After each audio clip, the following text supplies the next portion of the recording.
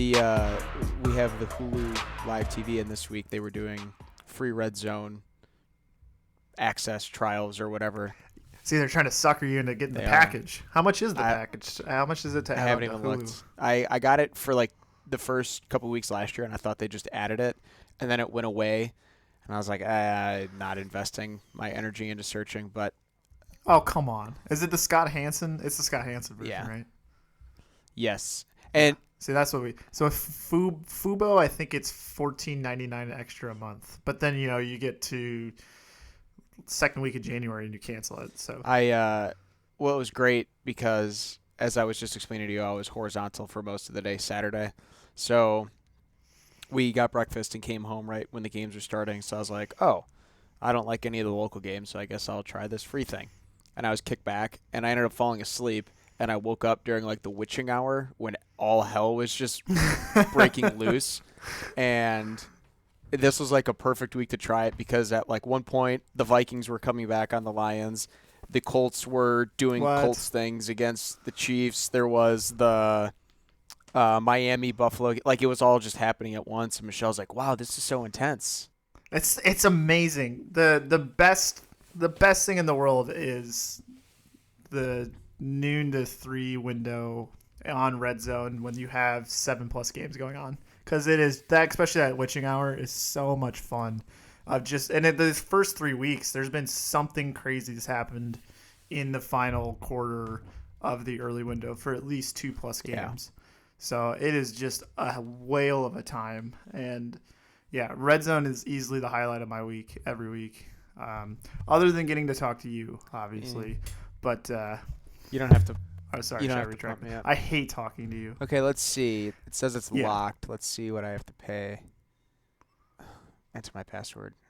This is useful consumer advice for the 5 of you out there listening that have Hulu. So make sure you. Well, they probably all have Red Zone. I doubt that. It's not worth my login effort right now. Certain people that work for DirecTV are all set, but shout out to the listener that applies to. But what about? So did it give you a price? Let's see. It's just loading. Apparently I have ESPN Plus and Disney Plus included. Oh, you must have Verizon. Sports add-on. I'm assuming that includes Red Zone. I do not have Verizon. Oh, I get Hulu, Disney Plus, ESPN Plus through Verizon, which I love, by the way. I'm assuming it's part of the sports add-on, which is $9.99 a month. That's not bad, but you're not a Red Zone person anyway. So if it's Packers play at 3:25, Bears aren't on TV, and you have the Vikings and the Lions on. Let's just say you didn't have Red. Would you just plant it on? That sounds so. boring. I even did it once the Buccaneers game started. I still planted it on that game. Well, that's different, though, because that's your team. But so, let's say the Packers played at 7. You would have just rolled into... Yeah, whatever's on. Whatever game's on. Oh, I can't do that anymore. Red Zone is kind of... It's enhanced / ruined my experience for football. Because, if I was at a social gathering or something at Sunday at noon, which would be damn near impossible because I would say no most of the time. But if I was and they just had the game on, I'm like, wait, what's happening throughout the rest of the league? Who threw this touchdown? Why are the Falcons down by 10? I would just be asking a million different questions. Mm-hmm. And that's kind of what helps with the Twitter account too, is I just have it on Red Zone and then it's like, oh shit, that just happened. And then I check 30 seconds later, the NFL account's got the clip up. It's like, well, good. I have noticed ever since Red Zone has become the bee's knees and social media is always pumping up highlights, you really don't get the game breaks like you used to get, because I used to rely on those, and those used to be one of my favorite parts of watching games. But yeah, you barely get the game breaks anymore, and even the halftime shows, they don't even really show highlights from around the league that much during halftime. You get the Kurt Menefee dad joke punched into a highlight or something. Don't lie, you just missed Joe Buck on Fox already. I do.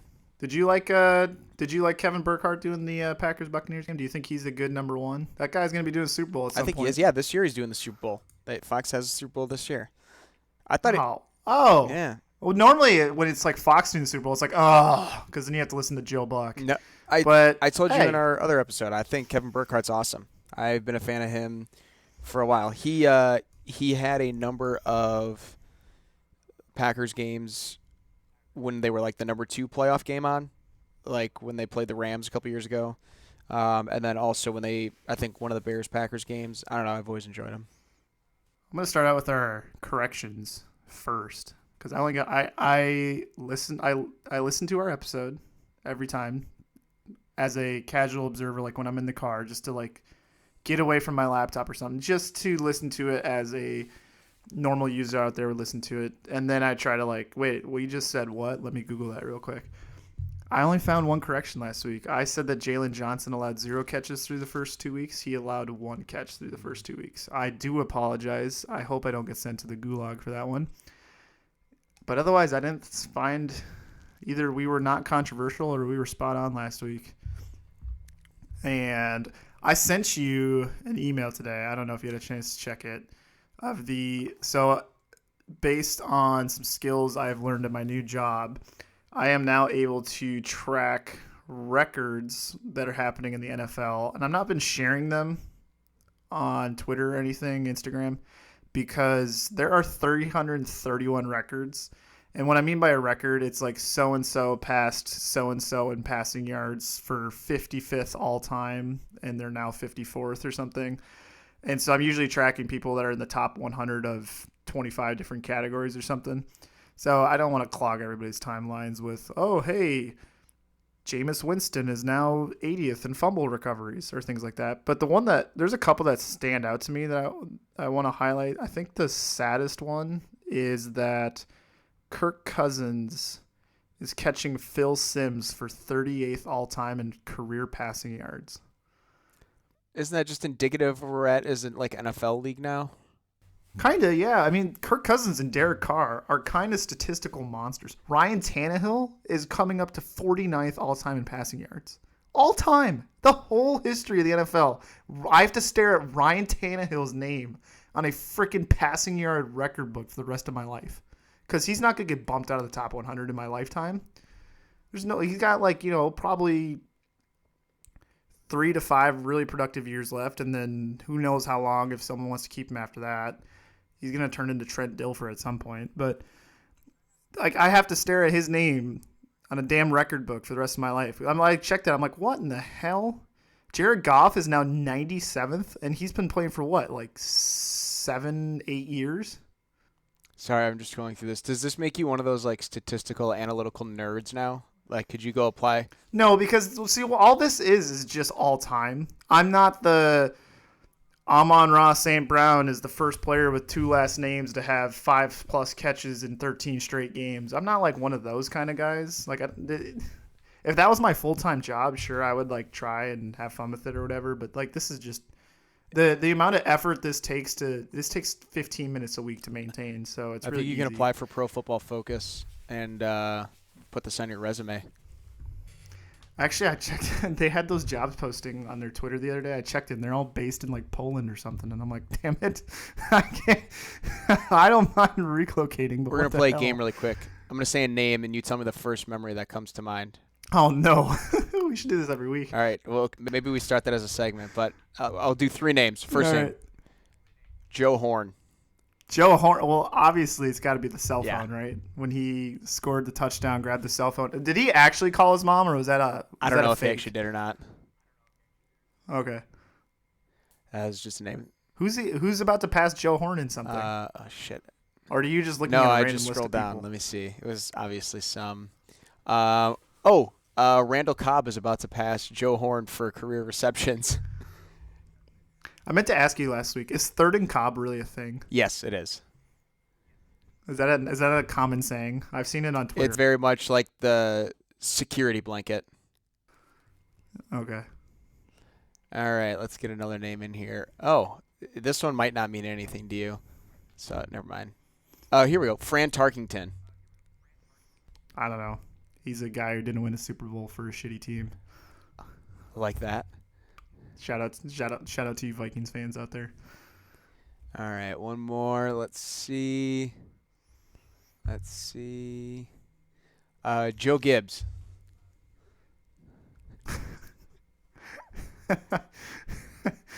I just think NASCAR, which is sad. Well, he's number 18 on the all-time coaching wins list, and Pete Carroll's one away from passing him. Oh, that's so sad. Although Pete Carroll did have 2 stints. I wonder how many he actually racked up in his first stint. Uh, yeah, I mean, obviously he's a Hall of Fame coach and did very well with the football team way back when. But yeah, ever since he started his NASCAR team, that's kind of all I associate him with. So that's kind of sad. But anywho, football week 3, and with your red zone experience for at least the early window, you are up to date on everything that happened. Pretty much. Or he was looking at Mouthguard Pod on Twitter for updates. If you're not following us on our social medias, please go check it out. We'll get to your humble brags here in a little bit about your sports betting. I have to be careful because otherwise, well, not otherwise. I'm clearly going to go 0-4 this week, so it's okay. Well, I don't know. The IRS is in the process of hiring 85,000 agents or something, so they're going to be breathing down your neck here if you bankrupt the county. It's the United Nations reservation. Yeah, you can't bankrupt them, so the IRS is going to be breathing down your neck to tax you Hey, on this. I got to give them props. They actually have a mobile betting app. But it's location based, and there's like a few locations you can be in, like on reservation, and then there's like some other places like right near the reservation that I think you can use. Pretty ingenious. I mean, when you're in Nina, you're basically in Green Bay.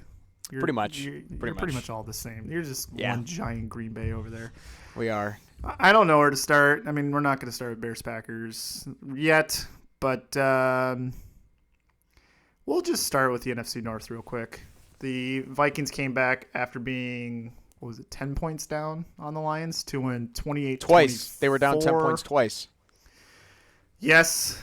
Good news about this game is that one of them has to lose, so that's always fun because you get to point and laugh. I kind of wish the Lions had won, though. Let's say, who were you pulling for? Well, Lions, and then I did have Amon-Ra St. Brown in my daily fantasy league, and of course it's the one time he didn't get 8 catches in the last 10 games or whatever, so hated that they lost. Jamal Williams looked pretty good. They honestly didn't, I don't know if you saw this too, but they didn't show too much of it on the red zone. It was kind of like, hey, here's a score, back to this game. They weren't a focal point of red zone this weekend, which is fine because they both suck. But I don't know what.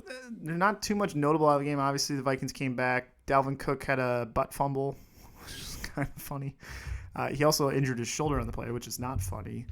But hopefully, the coach, Kevin O'Connell, says he might have to play through it, taking the old boomer strategy. I would have expected better from him. So does this change your opinion at all about either of these teams, or do you just chalk this up to the Lions are as scrappy as they have been the last few years, and it's a divisional game? Or do you think the Lions might be better than we thought, or the Vikings worse than we thought? Both. I think the Vikings are going to have a tough time on the road this year. If that's any indication, what happened to I know Philly's really good, and we'll get to them in a second here.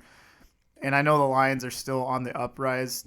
2 thoughts, and they're kind of both related. One is this is Jeff Okuda's 3rd year, first-round pick out of Ohio State playing corner. He is finally showing as advertised. I think he's had some injury issues the first 2 seasons. I think his rookie season he may have been knocked out for the whole year. And then I'm not sure what happened last year, but he shut down Justin Jefferson, which brings me into my next point. Ever since going off against a team that just doesn't want to play man coverage, Justin Jefferson has been stifled the last 2 weeks. And many on Twitter are taking this opportunity to see Justin Jefferson stumbling to praise Cooper Kupp.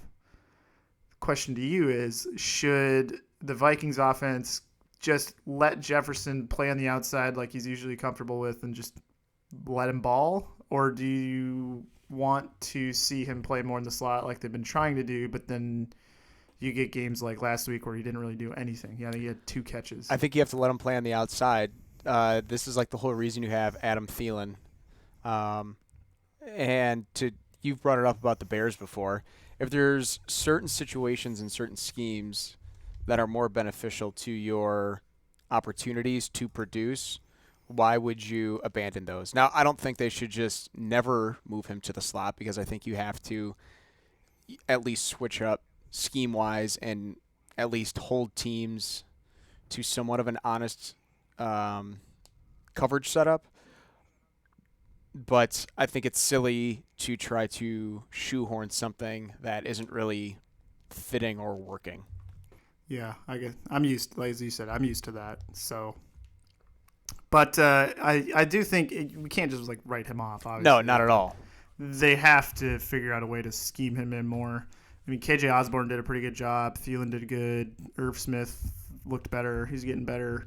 So, but it's gonna be tough. They have the London game this week. Which, what are your? We've talked about that. Are you gonna wake up, have a bloody, and watch the Saints Vikings 8:30 a.m.? I will. I have another wedding this weekend, so that'll be my How many morning weddings do you routine. have? A lot. Good I have Lord. another 2 straight weeks of them. So yes, I'll absolutely tune in. Anytime football's on TV is an excuse for me to turn the TV on. We have two more. We have November 5th, November 12th, which is actually my birthday. So I got to go to a wedding on my birthday. So that'll be fun. But on November 5th, we are wearing Guy Fawkes masks at some point during the dance because we got to celebrate Guy Fawkes Day, as any good citizen would do. Let's see. Dolphins Bills was probably the powerhouse game of the day. I mean, Packers Bucks was kind of a tintillating matchup, but I definitely think as far as Super Bowl contending winners, Dolphins Bills stood out to me a little more maybe. And just as everybody predicted, 201. Hey, everyone called it. Everyone knows the most accurate quarterback in the league is going to come out on top in a shootout, especially when he is cross-eyed and can't totally see his receivers after getting out of a Especially when he had like 180 yards and Josh Allen Yeah. had 400. So yeah, Tua definitely won Yep. that game Yep, for sure. battle of the quarterbacks.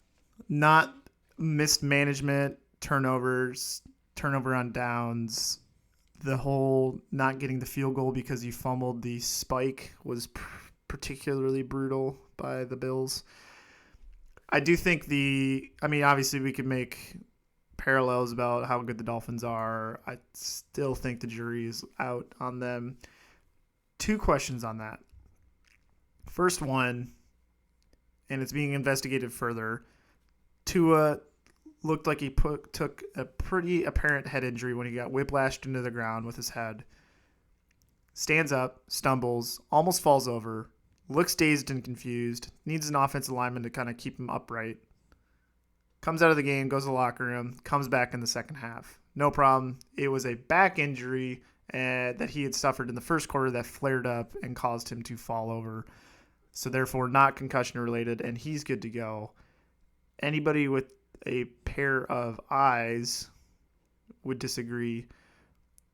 If the Dolphins are found to have any sort of malpractice there, what would you do for a punishment if they knowingly sent a player who showed concussion symptoms back onto the field and masked it with Well, a the different thing I don't injury? get is it's not totally up to them. They're supposed to have that independent neurologist that's on site that is supposed to screen them as well. Well, so there's the first question is how does it get to that level? So like if they present the injury as a back injury, does the independent neurologist not even get consulted in that situation, or how do Well, we during know the how that works? broadcast, and I don't know how they determined this, but they initially reported it as a head injury. So, in my mind, anytime that is even uttered, the neurologist is involved. I would assume that the neurologist probably gets involved anytime there is any sort of, symptomatic response related to, a concussion or what could be perceived as a concussion. So, I personally find it hard to believe that the Dolphins would be able to influence that decision. The only person I think who could have influenced that decision would be Tua. But I don't know what the protocol is like because like when I had my concussions in the past, they put me through some tests that they straight up told me, if you have a concussion, there's no way you are going to pass this test. Like it is nearly physically impossible. Different like eye tracking tests and things like that. So if they truly put him through concussion protocol, I don't I mean, I could be wrong, but I just don't see how the Dolphins could have interfered with it at all. Well, this Reynolds Wrap moment is sponsored by Reynolds Wrap. I wonder, has anybody ever checked the bank accounts to these independent neurologists by chance? Do you think they just threw him a cool million and said, "Hey, it's a back injury"? I mean, maybe, but I don't know. I mean, that's like Here's a what here's that's what like I a said in Costco our sized Reynolds wrap you have going right there. yeah, no kidding.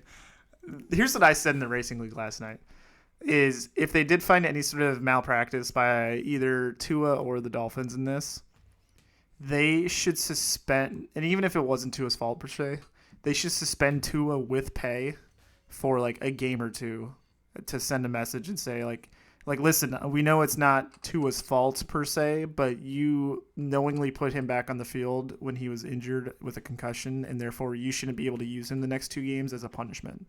And so, but Tua should still get paid because it's not really like his fault per se. But I think if you're just willy nilly just throwing players back out there and disguising, it's more the disguising it as a back injury that kind of irked me. And it just seems like you shouldn't be able to get away with that. So I'm curious to see what the investigation yields. It probably won't yield anything, if I'm being honest, like because this is the NFL and we're just going to sweep it under the rug and try not to make bad PR out of a potentially serious injury problem. So highly doubt we will ever hear anything about it ever again. But if we get any sort of controversy come out of that, obviously we'll talk about it on the podcast, and it would make for some grab the popcorn moments. If there's anyone that's going to keep this story alive through the entire NFL season, it's going to be Mike Florio. So we'll just have to keep an eye on Pro Football Talk. I'm trying. It's not funny. We'll just kind of skip ahead here. So there was a car accident yesterday. Myles Garrett was involved. He was in his Porsche in the rain on a single lane road or double lane road or whatever. Swerved to miss an animal. Rolled his car 5 times. Had to be sent to the hospital, was evaluated, checked, and released. Thankfully, he's okay. Doesn't sound like anything serious. Obviously, his game status is up in the air as of today, Tuesday, which is not important at this moment in time. We are just glad he's okay. So thankfully, he is okay. We're just waiting to kind of hear more about his status in the football game, which, again, is secondary here. But the reason I'm bringing it up in this Mike Florio sense is that like 25 minutes or something after it was released that he was in a car accident and it was uncertain about his status, Florio released some article about how Myles Garrett took exception to somebody jumping on the back of one of his teammates in a dog pile in the Steelers game. And it's just like, what in the hell timing are you doing here? Why did you feel the need to post this as the man was being rushed to the hospital from a car accident? And then no retraction, no statement, no apology. And not only, as of yesterday when I checked, he still hadn't even released an article about the car accident itself. And this guy releases an article when like He did at 7:30 this morning. okay, well he releases an article when a player that was third string receiver from 15 years ago sends one cryptic tweet about Jameis Winston. But we couldn't devote an article about Myles Garrett until, 12 hours later or whatever, 16 hours later. It's par for the course for this man. You don't like him?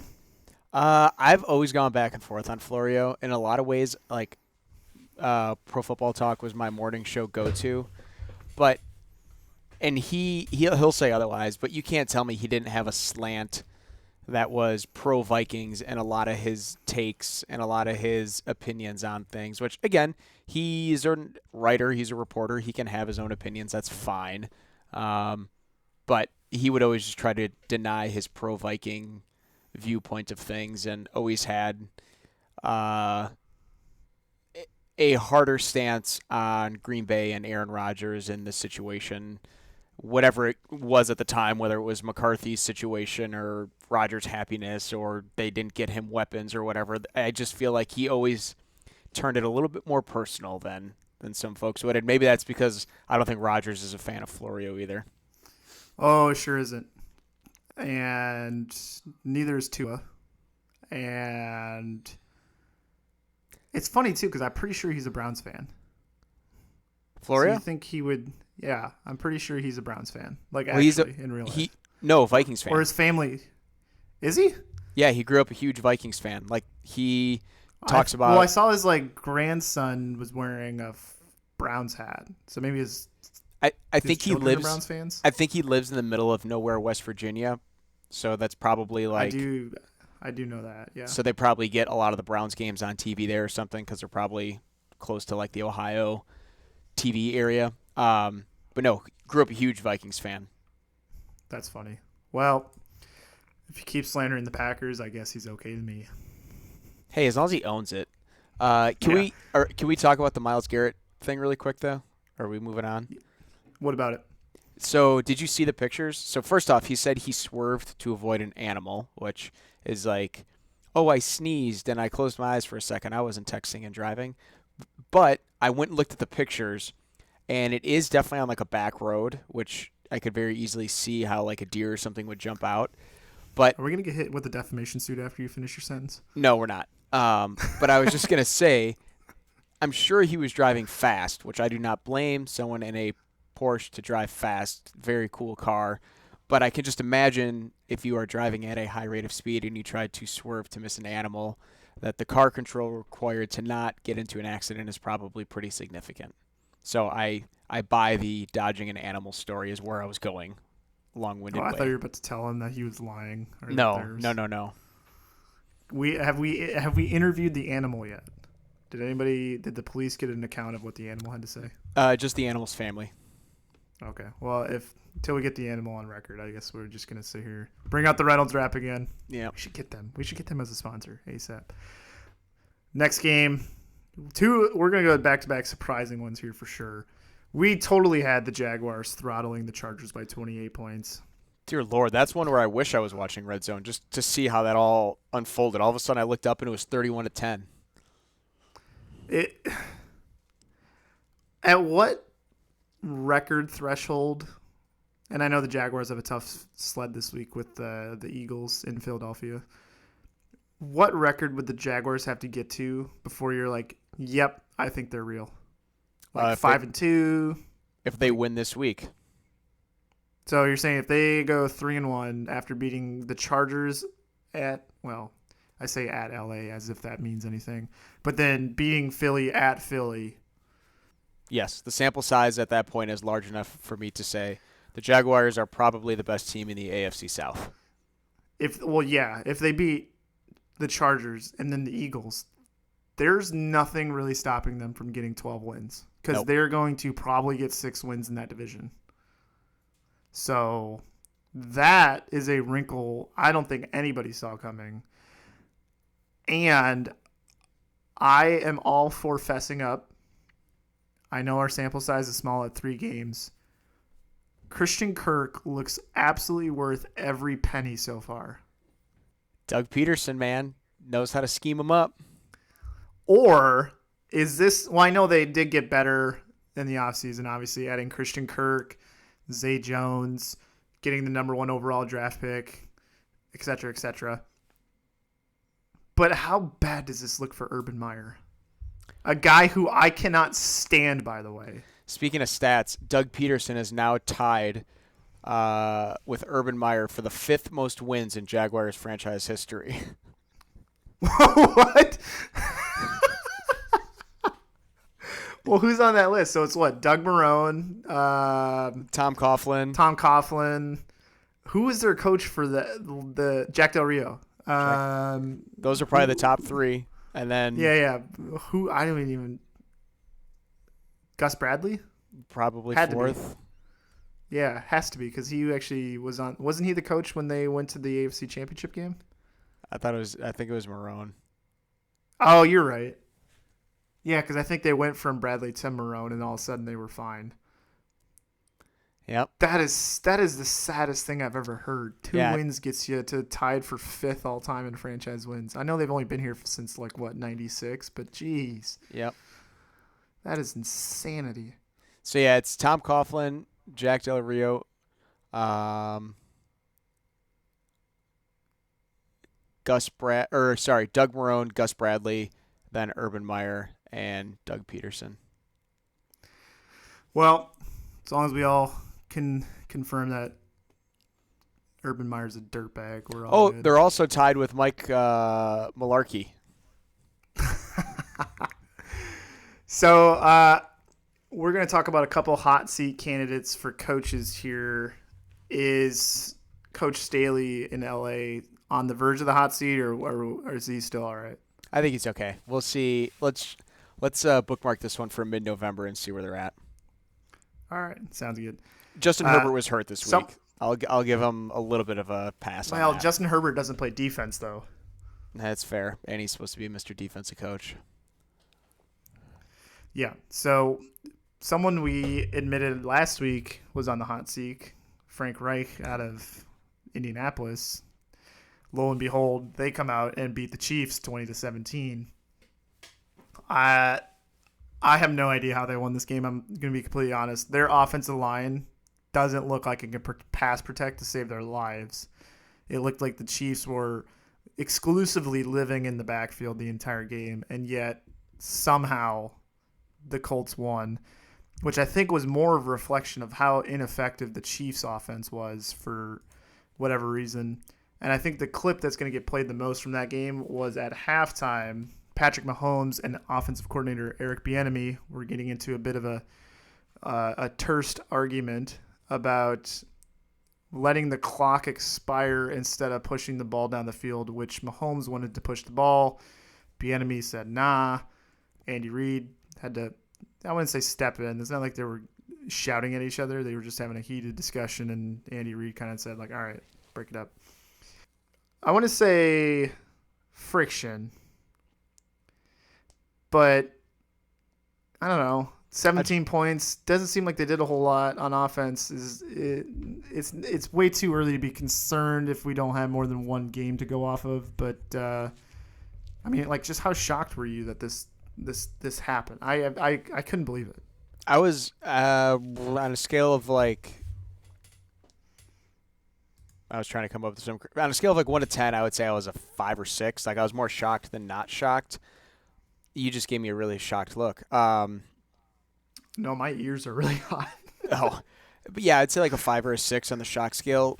Reason being, okay, who have the Chiefs played this year to really show us how good they are? See, And I up to love that playing point, this game. but and I know you could play this forever, but like going into the game, you thought, oh, they went toe to toe with the Chargers, supposed to be one of the best teams, blah blah blah. But look at like who the Chiefs were last year, and it took them until the end of the season to kind of like, bring it all together. Um, but I don't think I went into this season thinking like the Chiefs were the creme de la creme within the AFC anymore. And part of that is just because like the Bills had been so hyped, but I didn't look at them as this unmovable object. I definitely thought they were going to be good. I thought they were going to win the division, go to the playoffs, blah blah blah. But I didn't see him as this like giant that no one could take down. And even though the Colts had looked really really bad, if you remember back to our predictions, I had the Colts winning like 10 games this year.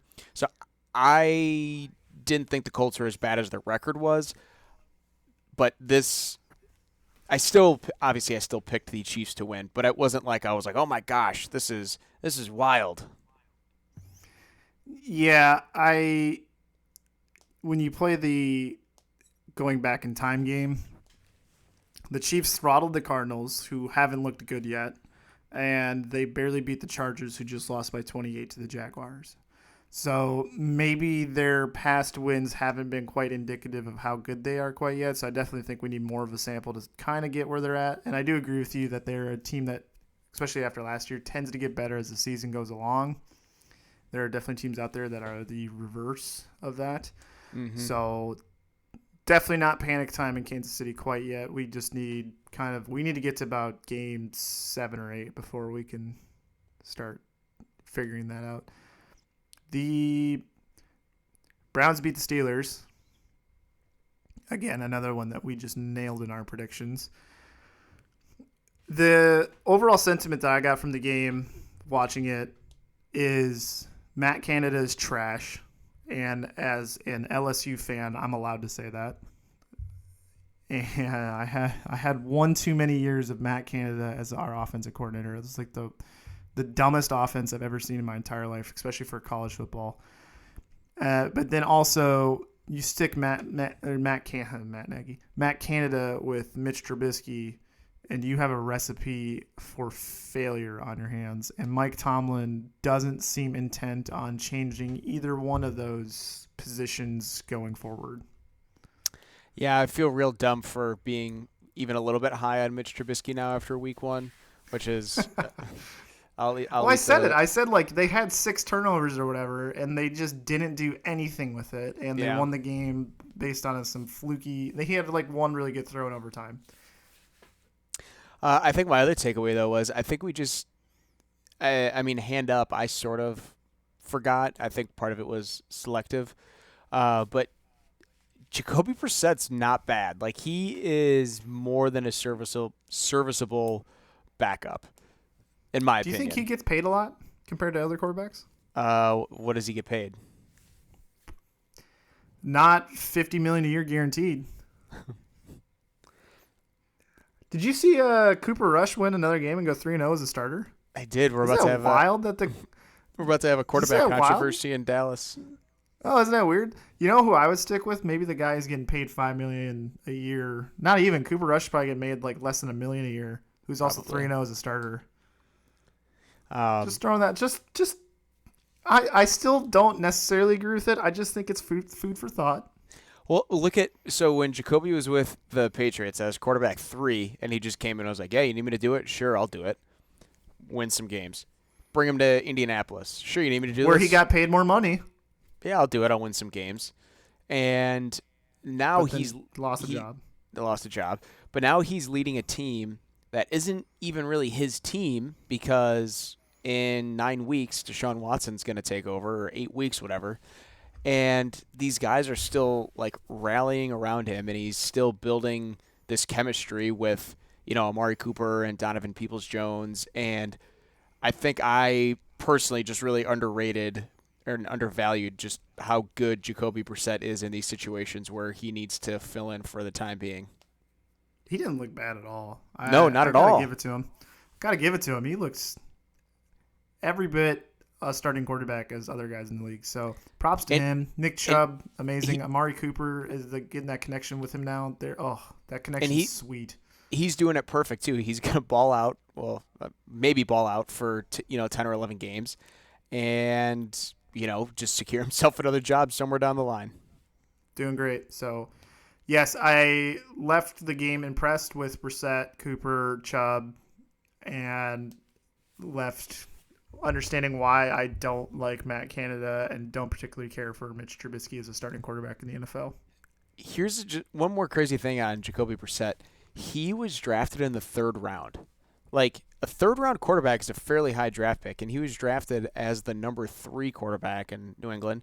Now, some might say he was probably drafted to be the backup to Jimmy Garoppolo once they moved on from Brady, but it's not like this guy was just some, has-been that was kind of found on the side of the street. Like, clearly being drafted in the 3rd round shows that he had the potential from day one. He's just, I think, just been a victim of circumstance along the way. Yeah, I agree. Ravens beat the Patriots by 9 in Foxborough. Lamar Jackson, I definitely think, is the head MVP candidate up to this point. He is the biggest difference maker on a team right now, in my opinion. I think without him, that team would not be that good. So, good for him. On the flip side, Mac Jones suffered a very painful sprained ankle. Why do key players always get hurt right before they play the Packers? I guess Mike Evans wasn't hurt per se, but this is the second week and they did lose, I guess, Julio Jones and Godwin. But it seems like every year the Packers are set to play somebody, and now, oh no, you have to play Brian Hoyer next week. It's like, are you kidding me? Tell me when this has happened in recent memory. I'll have to go back and comb through it, but it's just very annoying that these always seem to just line up perfectly. I mean, you guys are gonna walk through the next 4 weeks. I don't think it's as common as you think, especially given some of the injury luck the Packers have had. Well, I'm just a little bitter that you don't have to play. It's like you guys are gonna win anyways, and now without Mac Jones, who I don't even rate that highly anyways, but I rate Brian Hoyer less. You're just gonna walk through that one. Are you even gonna have the game on, or are you just gonna be like doing yard work or something? Or Well, I was thinking about going to it, but for whatever reason, tickets are through the roof for that one. I kind of thought with it because just not. Boston people. Yeah, probably. Well, they can only come to Lambeau every 8 years, so they gotta get it in when they can. Okay, can I would never injury shame somebody because I know weird things Oh, happen. here we go. But when they took that picture of him getting carried off the field, Mac Jones, you would have thought that guy just had like an Alex Smith type injury. The look on his face. Again, I know weird things can happen, but when they just came out and said it's a high ankle sprain or something like that, I was shocked. Again, not trying to injury shame, but I thought for sure that this guy was going to have some broken bones or something. Yeah, I thought he maybe blew out his knee because I never actually saw a replay of his injury. But as a soft ass individual, I don't know if I have room to talk. Like I said, I'm not injury shaming Mac Jones specifically, but just I don't know. It was The only other times I people injury might. shame people, the only times I injury shame people is when in soccer. I think there's a lot of unnecessary rolling and pretend gunshot wounds that happen in a soccer game. And then the Paul Pierce being wheelchaired off the court and then like miraculously coming back on for that one time with the Celtics. Maybe it's a Boston thing. I don't know. But I think Mac Jones is a pretty tough guy, so I'll give him the benefit of the doubt that probably really hurt. I mean, I would be first time I would get hit by, let's say, Patrick Queen or somebody on the Ravens defense, I would be in two pieces on the field. So, but yeah, Mac Jones won't get to play at Lambeau, so that's just lovely. Just love that straight up win for the Packers. The Raiders are 0-3. And after the game, apparently Coach Josh McDaniels was in a private meeting with owner Mark Davis. I was about to say Al Davis. Mark Davis had a private meeting with the coach. I can't imagine that went very well. The situation happening there is just one of the most Raiders things to ever occur. You think Josh McDaniels is now the guy because he's got his second opportunity. Derek Carr is going to get to throw to his best friend and, perennial all-pro, potentially number one receiver in the NFL, alongside Darren Waller and Hunter Renfrow and, Josh Jacobs in the backfield. So everything's going to look great. And this offense has not looked very good. And it's not like, Derek Carr, as you've said before, and you maybe said you rated him a little high, he's not the worst quarterback ever. He's not the best quarterback ever, but he's not the worst quarterback ever. And it's like, he hasn't looked this inept before. No. I mean, I think that first year at Gruden was particularly tough, but other than that, he's looked fine his whole career. So something is not working. And if I had to lay a unnecessary amount of blame onto somebody, I'm definitely going to start with McDaniels. So that maybe he should just stick to being an offensive coordinator everywhere, or maybe go back to Belichick. It'll be another one of these Belichicks that goes back to Belichick. I think you have to at this point. I mean, we'll give them another couple of weeks to see if they could get it figured out. But I mean, who do the Raiders have next week? Broncos. All right, the battle of how much the two. How much do you not want to watch that game? That might be my under of the week with these two. Hey, offenses Broncos are squaring off. Broncos are 2-1. I don't know what you're talking about. Yeah, but boy, it's crazy that in the last 2 weeks, Devontae Adams only has 7 catches. Like, I know when he was in Green Bay, he had some of those games where it's like, hey, the defense really clamped down on him. But what about the Cardinals' defense or the Titans' defense screams like shut down coverage? Like, I just don't understand that. I don't know. Seems like criminal mismanagement at this point, but Yeah. I'm sure McDaniels will get his day here before the end of the year. All right, quick hits on some of the other games before we move into Bears-Packers. The Panthers beat the Saints 22-14. McCaffrey looked serviceable. Baker looked fine. I think the standing out moment for me, though, is Chris Olave on the Saints side looks very good. So I think this rookie receiver class is going to go down as one of the best of all times. I think there are just absolute studs everywhere in this receiver class. I'm just really sad the Bears didn't get any of them. The Bengals beat the Jets for their first win of the season, 27-12. Yep. The Eagles beat the Commanders 24-8. I'm going to go ahead and say that I think the Eagles are the best team in football right now. I'm holding judgment. I'll let you have that opinion. It's not mine yet. Okay. But I do think they do have the best 1-2 punch as far as receivers in football. And Jalen Hurts' deep ball right now looks phenomenal. Where the hell has that come from? I mean, I talked about Lamar Jackson being an MVP candidate. I'd say Hurts is probably 4th or 5th right now. Mm-hmm. So did you see how when they were leaving the stadium, the Eagles had their personnel like holding up the walls at FedEx Field to make sure they didn't collapse this time around? Oh, that was good on him though for helping those people when that happened last year, because that could have been really bad. That Very also bad. Was that's the football team in a nutshell right there. The Rams beat the Cardinals 20-12. I think Cliff Kingsbury has only won one game in his career against the Rams out of twice per year plus the playoff game last year. He's 7-1. 1-7. 1-7. Sorry. Yeah. So for being the 8th best coach in football, I really expected better out of him. I think the Cardinals are overrated, but I also think the Rams are overrated too. I think the Rams offense has actually kind of been a stinker so far this year.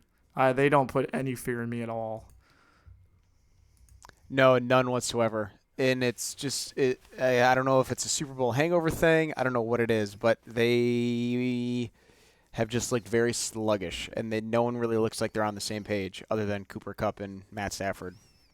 Yeah, if you put 3 guys on Kupp, you might have a chance. But if you shut Kupp down, I don't know what that offense would do. Falcons beat the Seahawks in Seattle, 27-23. Mariota looking a little shaky with some of the turnovers, but Drake London looks very good. They got Kyle Pitts more involved, so that's good. On the Seahawks side, their defense is as expected, which is not very good. But another argument, Geno Smith doesn't look terrible.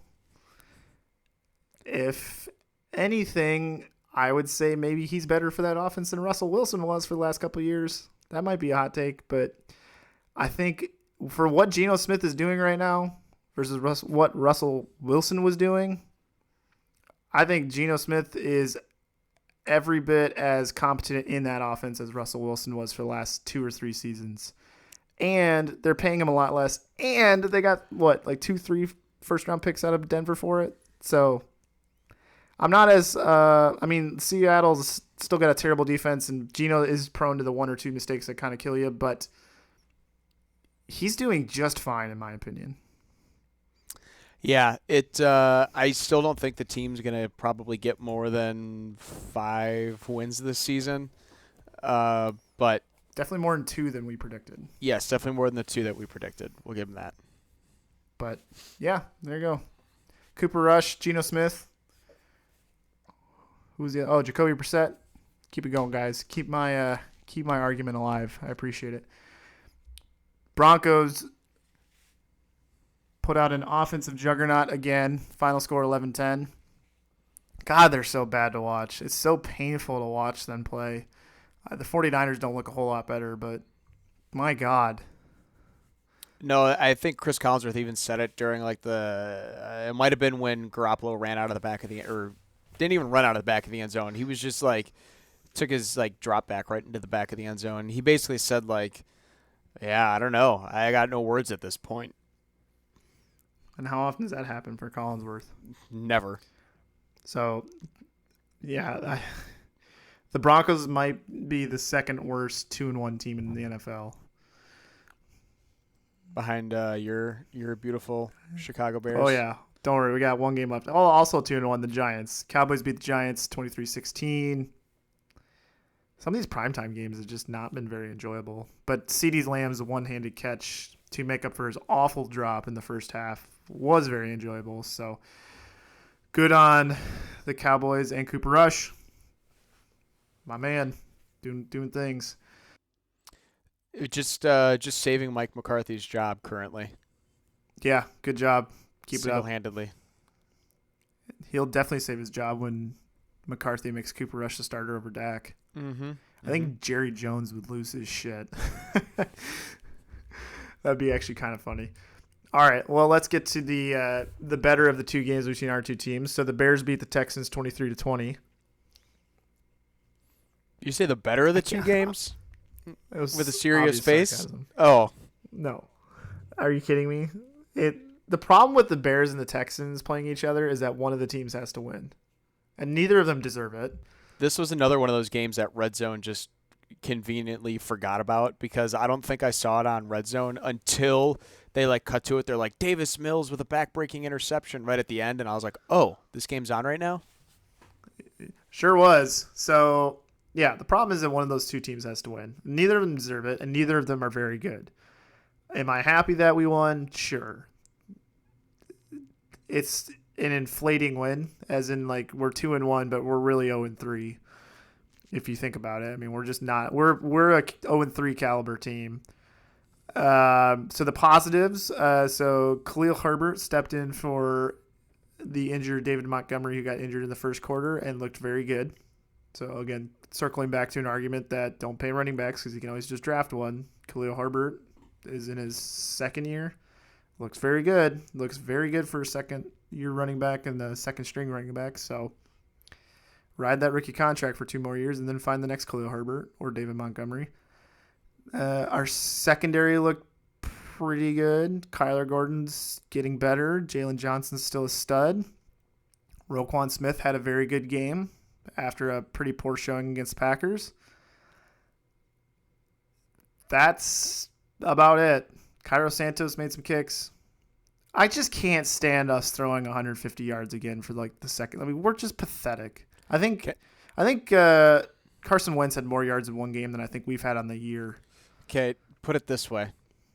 The Bears have 3 more passing attempts than the lowest number of completions by the next team in the NFL. By that, I mean the Bears have attempted 45 passes. The lowest number of completions, other than Justin Fields' 23, is the Panthers with 42. They've almost completed more than the Bears have attempted. And their completion percentage is only 50%. It's pathetic. It is honestly pathetic to watch. I know our run game looked really good. Our run offensive line is very good. Our pass protection is not the best, but when we need to make holes for the run game, it does a great job. The amount of yards we're getting on the ground, at least we're doing something on offense, but it's just not the sustainable way to do the offense in the NFL today. If this was 1960, I'd be wetting myself right now, but we're not. So I can't stand it. I can't stand watching Justin Fields make awful throws. 2 really bad interceptions. And on I can't remember if it was the first one or second one. The one to Komet in the middle of the field. Not only was it an inaccurate throw, but he missed Equinemius St. Brown wide open on the left-hand side of the field. Safety cut to the middle. There was nobody around St. Brown who, if he caught it, at the minimum would have brought it to the 20-yard line. So we're talking like a 50, 60-yard pass, which probably would have doubled our yardage on the season or something. But instead he went to the middle and it was picked off. I can't stand those throws. I can't stand his footwork right now. His footwork is awful. He looks like the laziest footwork quarterback I've ever seen in my entire life. Like his feet, when he's scrambling, his footwork, his like hips and shoulders actually look pretty good. When he is standing in the pocket, he looks like a statue. And he's kind of been a one-read quarterback, which I also hate.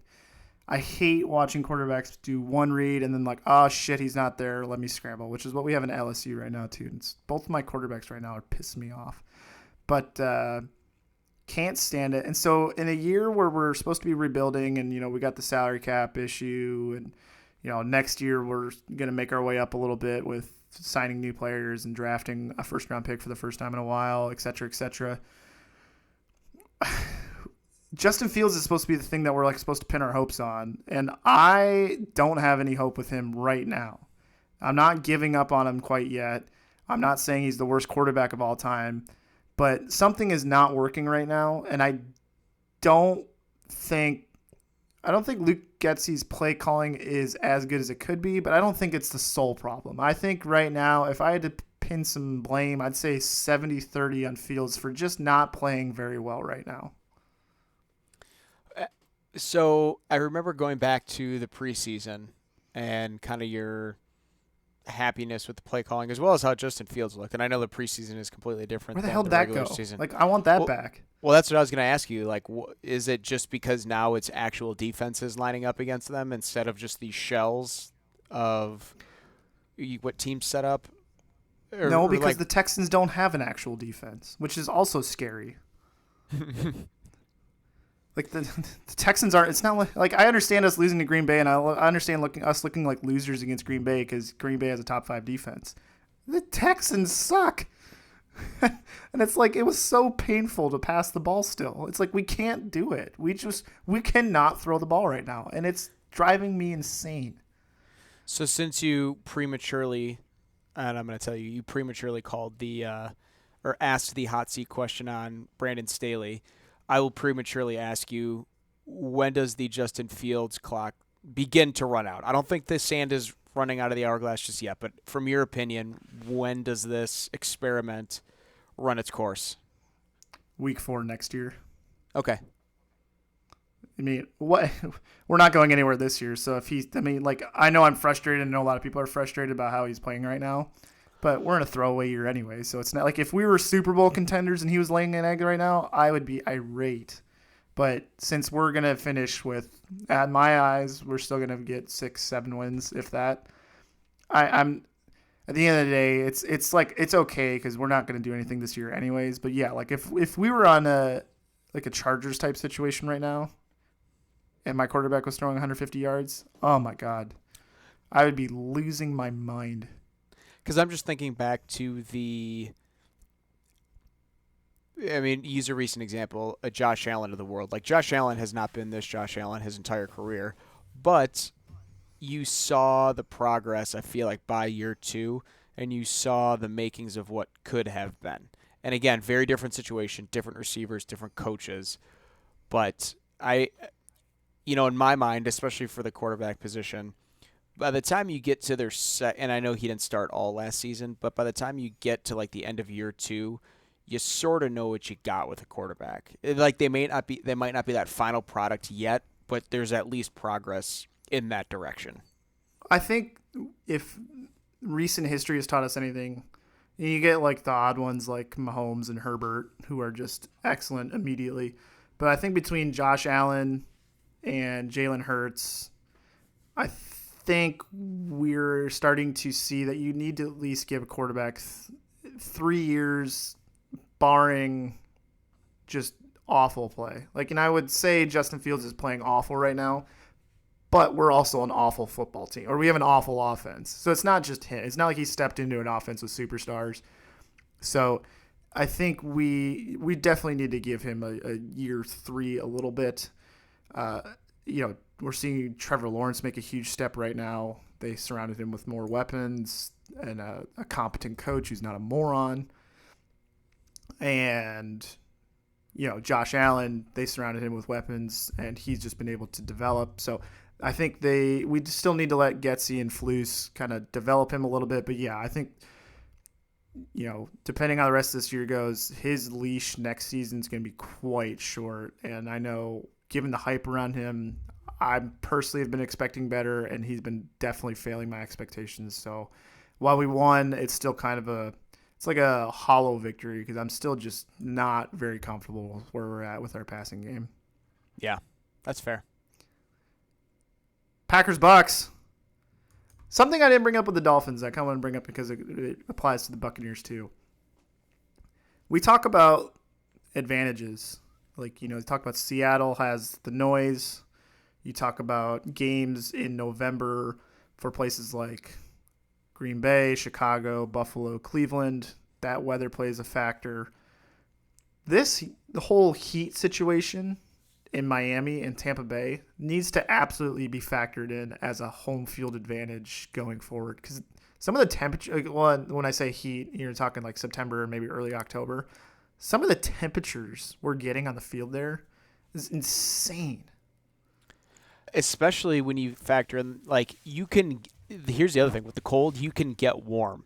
You can put a jacket on the sidelines. You can wear long sleeves. You can, put foot warmers in your cleats if you want, or what you have heaters. But like, you cannot escape that heat, especially when they put the away teams in the dark, Yeah. the dark home jerseys. Like, that's huge. That is absolutely massive, especially because you know how often it gets that warm in Green Bay ever, let alone during football Once a season. year. Like, yeah, handful of times a year.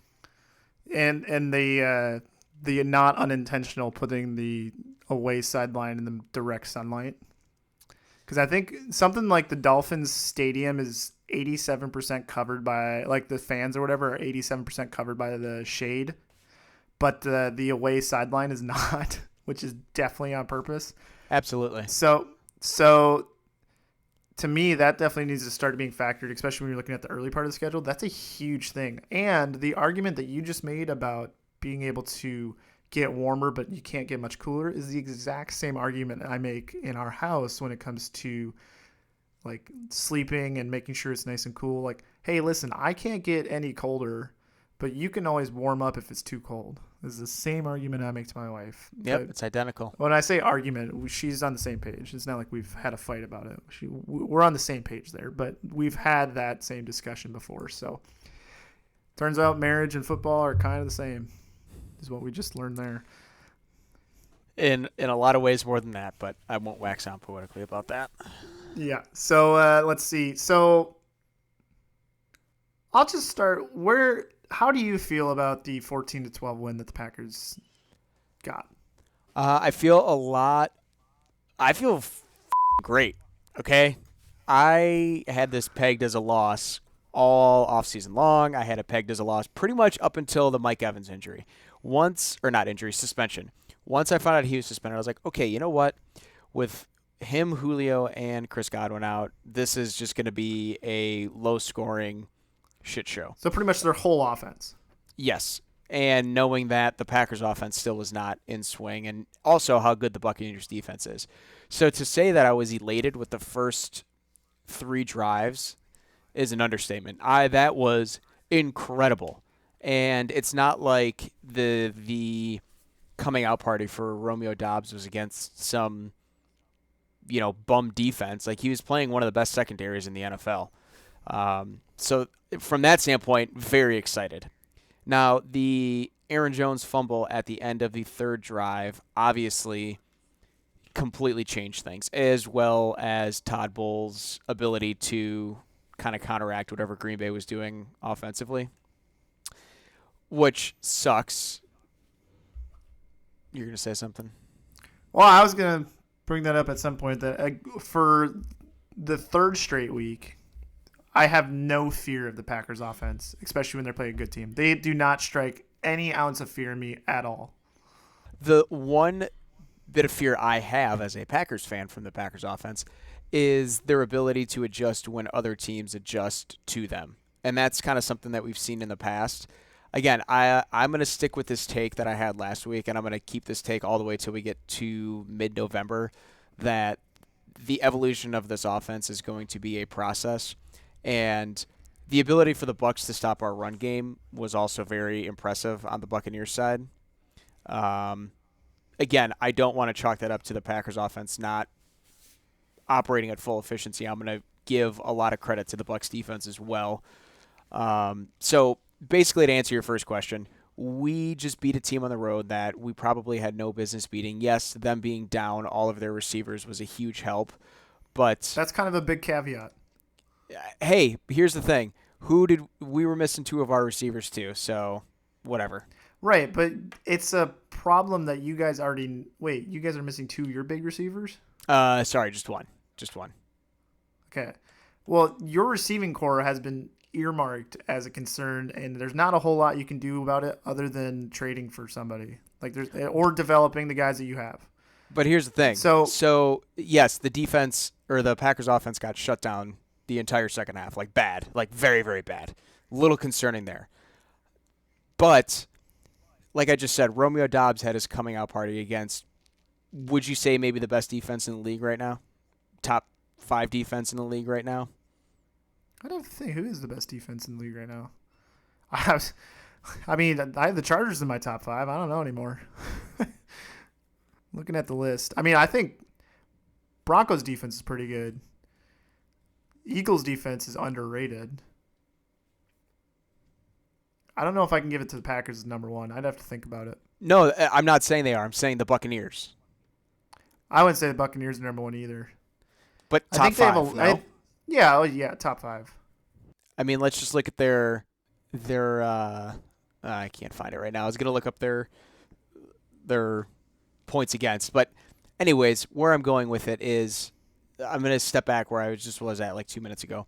The the offense is going to be a work in progress until we get to mid-November. And if part of that work in progress is having 3 phenomenal drives against one of the best defenses in football prior to half, I will take that as a slight win, especially the fact that we're able to still put a W in the win column at the end of the day. So, do I wish the offense didn't go into shutdown mode? Of course, but I feel pretty damn good. I mean, maybe I'm just a hater. You are. I just don't. This is not a Packers team. You know, you're talking about 12 years of misery that I've gone through with the Packers being like elite. And I think their record again is going to be 12-5, 13-4. But it's a different ball game once we get to January. And I think we're kind of on the same trajectory we've been on for the last 6 or 7 years. So that's my only thing right now. That's where I'm coming from. And having gone through that trajectory and having had an offense the last 2 seasons that struck fear in everybody and that didn't mean shit come the playoffs, I'm okay with building this over the next 8 weeks. That's fair. I'm not comparing this to the 2010 Packers even a little bit, so don't take it as this.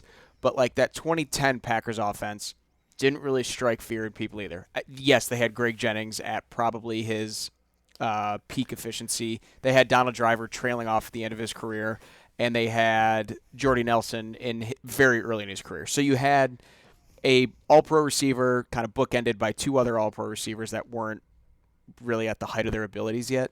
But it's not like that it's not like that offense was, you know, a top 5 Packers offense that we've had the last couple of years. But they got hot at the right time. Their defense was very, very good. And again, I'm not drawing parallels, but I'm just saying, having seen the recipe for success not work the last 11 seasons, I'm just going to take whatever we can get and hope that the stars start to align and this team just continues to get a little bit better. And even like the evolution of the Packers offense, there's only one player that I can see where it's like, wow, they're really coming into their own and being a difference maker, and that's Dobbs. I mean, Watson's been one really cool play where he dropped the pass.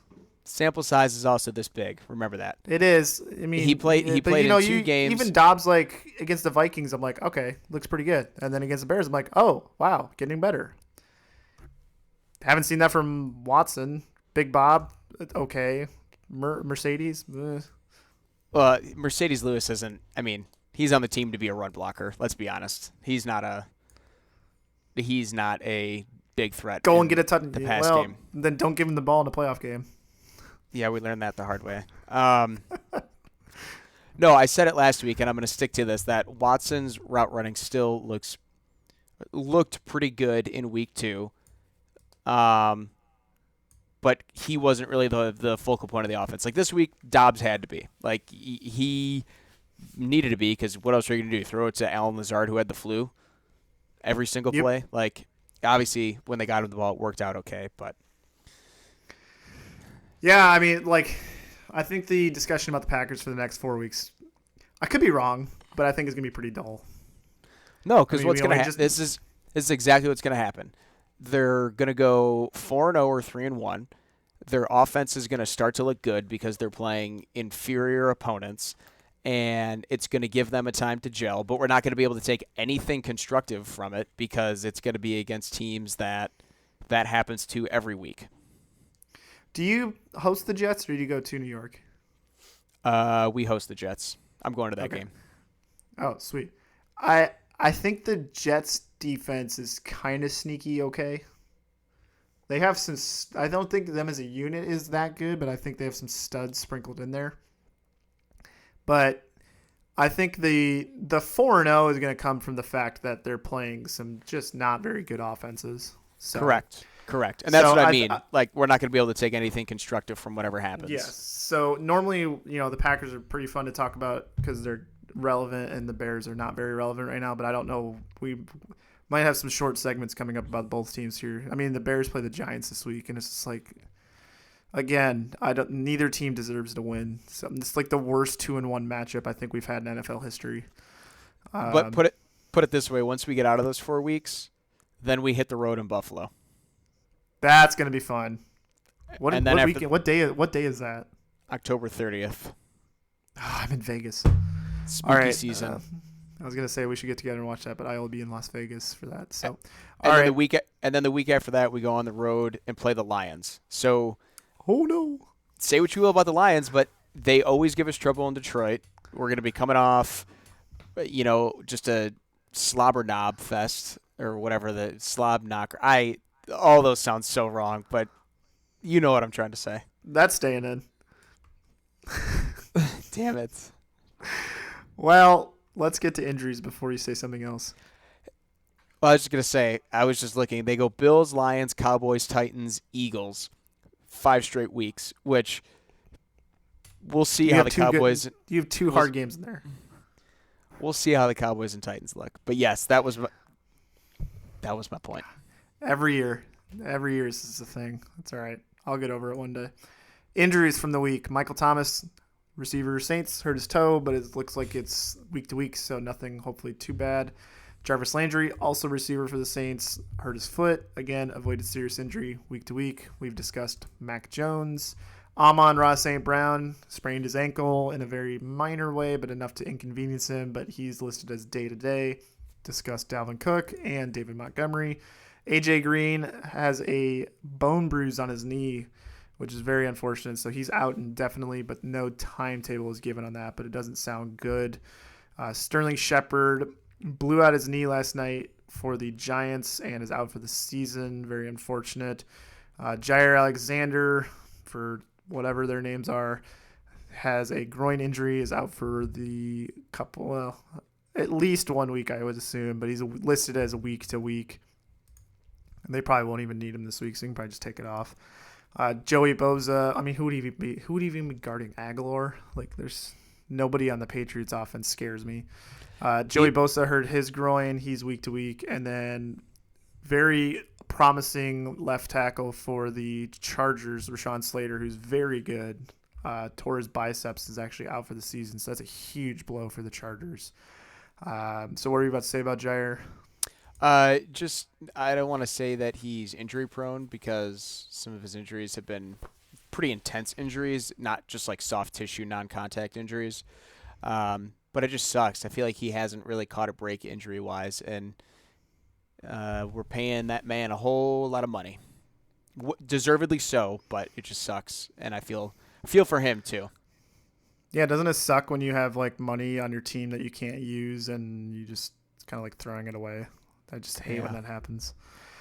Let's see. So just real quick on a couple of these before we get to the get that guy Mouthguard. So I just mentioned that Sterling Shepard blew out his knee. Odell Beckham took to Twitter and was not very happy about it as a fellow receiver who also just recently blew out his knee. There's a debate going on about grass versus turf in the NFL and how some out there are very vocally opposed to playing on turf. And as a soccer fan, when Pep Guardiola, who's the manager for Manchester City, came to America to do one of those preseason tours with his team, when he played at Houston at whatever they call it nowadays, NRG Stadium. He Yep. was very pissed off about the playing conditions there, and he says like if this was in England, we would fire everybody on the grounds crew. And I don't. It just kind of seems like it's the standard playing surface that any NFL team would have. So I don't think it's like anything Houston did wrong. I think that's just kind of the way it's done in America. So for all this safety we're putting into like helmets and making sure players aren't leading with his heads or they're getting flagged or anything like, why is turf/grass gone on kind of like under the radar as far as something that we can improve for safety? Because it saves the owners tons of money and upkeep. Sorry, it's about money. So dumb. Because, I really sympathize for the billionaire owners of football who don't want to pay to maintain their grass. Because, I really love when a game-changing receiver just blows out his knee on a non-contact way. I mean, you're going to get blown out knees and injuries, obviously, in football when people roll on each other. And even if you had grass, you still get the odd, non-contact injury. But you can't, nobody, not you, but you can't tell me that changing it out for grass would be worse other than for the money. Well, so interestingly enough, I know you probably don't listen to this segment as religiously as I do, but Rogers was on the Pat McAfee show today, Sure, don't and listen to that ever. I highly recommend it. I mean, the only show I'd tune into before that one would be Mouthguard podcast, but it's a great number two listen. It's a great number two listen. But they asked him that same question, like, what are your thoughts on this? And it was really interesting because one of the things that Rogers pointed out was that all of the grass in the NFL is different. The grass in Chicago is different than the grass in San Fran, and the grass in Green Bay is different than the grass in Arizona. However, 9 times or 10 out of 10 times, the players preferred natural grass over turf. It's going so far to say that even on days when it's 10 degrees in Green Bay, when the players have the option between practicing inside on the turf field or outside on the natural grass, they almost always elect to go outside on the natural grass. And that the same thing is true for players who play down in Tampa Bay, that if they have the option of playing in, climate-controlled indoor turf facility versus outside where it's 110 and humid, the players still prefer to be outside on the natural grass. So I think that kind of tells you all you really need to know. Because what is it? It's like irrigation and upkeep and things like that versus turf. It just sits there. Sits there and you add more rubber pellets to it, as need be and groom it. But like with the grass, yeah, you got to irrigate it, you got to mow it. I'm sure in the cold temperature facilities like Green Bay and Chicago and stuff, you got to have the lights, the heat lights that you get over it and try to keep it growing even in, the midst of November or December. And I'm sure the underground heating, I don't know if turf fields have underground heating or if that's just a grass thing. I'm not sure. I think every NFL stadium is required to have it. Okay. The underground heating. Because that's when Favre's last game, when he was a Viking, TCF didn't have that. So when he hit his head on the snowy turf or snowy grass or whatever, it didn't go well. So. Gotcha. Yeah, I mean, yeah.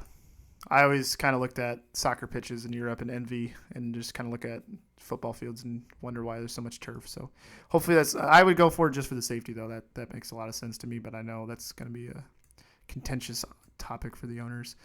The Pro Bowl is gone. It's one of the kind of few ranty segments we've had in our short history of how the Pro Bowl is kind of stupid and they should replace it with something.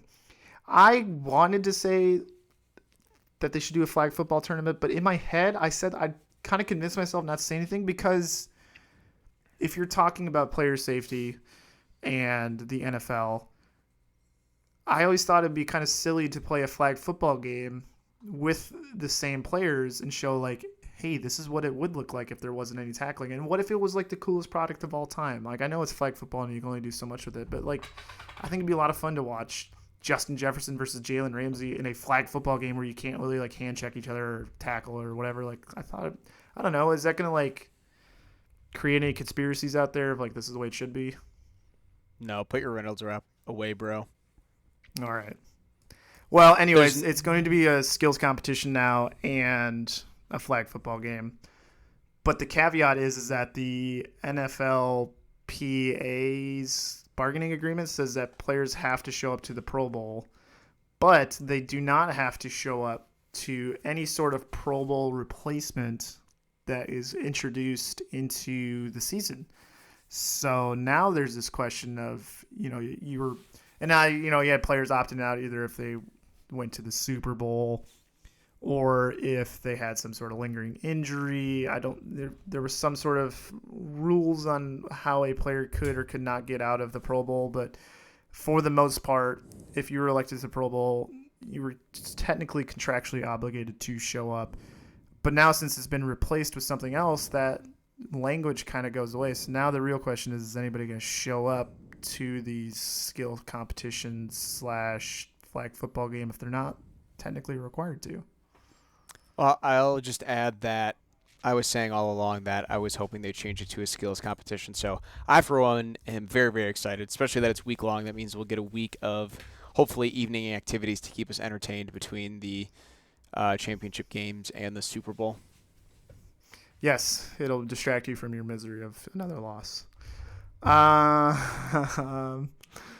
Last thing we got before we move into the last segment here is that Rihanna is doing the halftime show at the Apple Music? Apple TV Plus? Apple Music halftime show. It's no longer the Pepsi halftime show.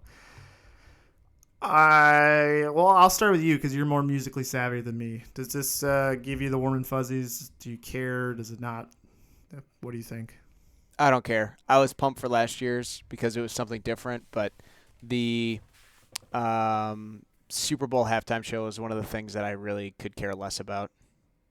Yeah, as someone who Personally. also doesn't care about the Super Bowl halftime show, I think the only person I think the only person that would sit up and get my attention would be Dua Lipa. And I know that's a me thing because she's pretty much one of the only artists that I like across the board.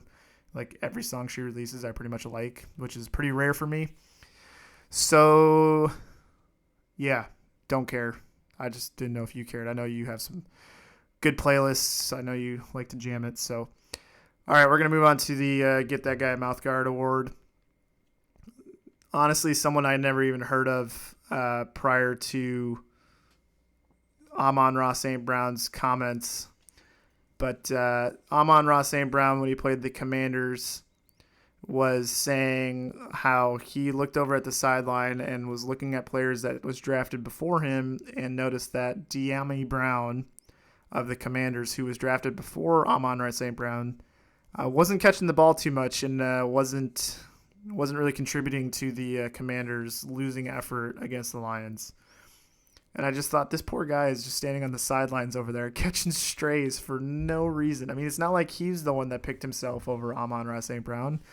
And yet, St. Brown just threw his name out there, and the poor guy is just getting roasted on the internet now. So I kind of felt bad for him. So he was catching strays. I would get that man a mouth guard.